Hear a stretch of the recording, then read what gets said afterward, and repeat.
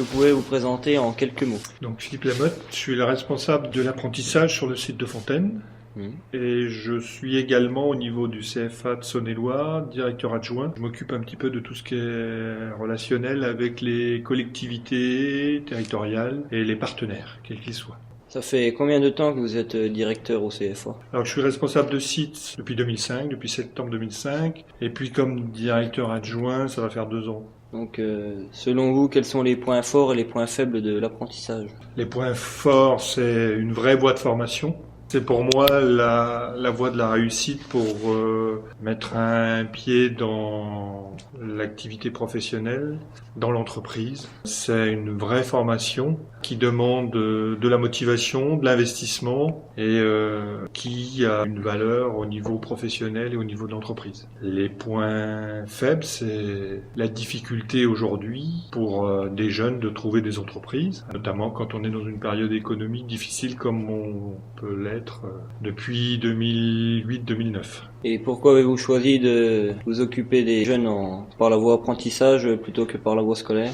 J'ai coutume de dire que je ne saurais pas m'occuper des jeunes en voie scolaire. Je ne sais pas si je sais m'en occuper en voie de l'apprentissage. Mais j'aime l'apprentissage, j'aime l'idée que des jeunes puissent se former à l'école, comme vous dites, au CFA et en entreprise. Et puis j'aime les apprentis en général. J'aime ce relationnel, apprenti, entreprise. Et je pense que c'est vraiment une voie pour réussir, la voie de la réussite. Je pense que c'est vraiment l'apprentissage aujourd'hui. Et combien à peu près vous pensez coûte un apprenti?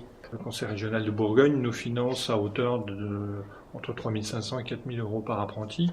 Et on se rend compte qu'on est dans ces eaux-là aujourd'hui. Quels sont vos projets pour le CFA? Donc le CFA est en train de finaliser son projet quinquennal, une convention quinquennale avec le Conseil régional. Donc c'est un projet qui a finalisé pour le 30 novembre. Donc qui va passer au conseil de perfectionnement, donc l'équivalent un petit peu du conseil d'administration d'une entreprise normale. Bon, les grands axes, c'est de toute façon la relation à l'entreprise. Je pense que c'est important d'établir, d'améliorer encore les relations qu'on a avec les entreprises qui nous prennent des apprentis. Un de nos objectifs aussi, c'est la réussite de nos apprentis. C'est clair que l'objectif, c'est l'objectif premier, c'est qu'un apprenti qui rentre au CFA, il réussisse. Alors réussisse sa formation, c'est-à-dire qui débouche sur l'obtention du diplôme, mais c'est pas toujours ça. Ça peut être aussi un jeune qui s'insère professionnellement, etc. Donc la réussite, elle a plusieurs visages.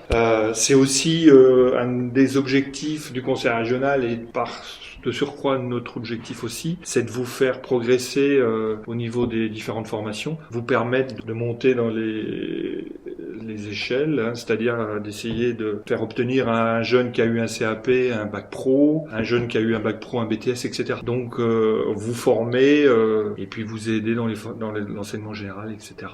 Et puis améliorer aussi la qualité générale de la formation, qu'elle soit scolaire ou qu'elle soit extrascolaire, pour vous permettre de bien vivre votre formation. C'est quand même les grands objectifs aujourd'hui. Après, il y a toujours des sous-objectifs un petit peu, mais c'est quand même les 2 grands objectifs. Faciliter la possibilité que vous puissiez monter dans les formations, faciliter aussi ou améliorer les relations avec les entreprises pour permettre d'avoir de plus en plus d'apprentis qui trouvent des entreprises. Et puis, globalement, l'apprentissage, c'est quand même un jeune qui est embauché par une entreprise. Donc, pour que ça fonctionne, il faut des jeunes qui veulent faire de l'apprentissage, puis des entreprises qui veulent bien embaucher les jeunes futurs apprentis.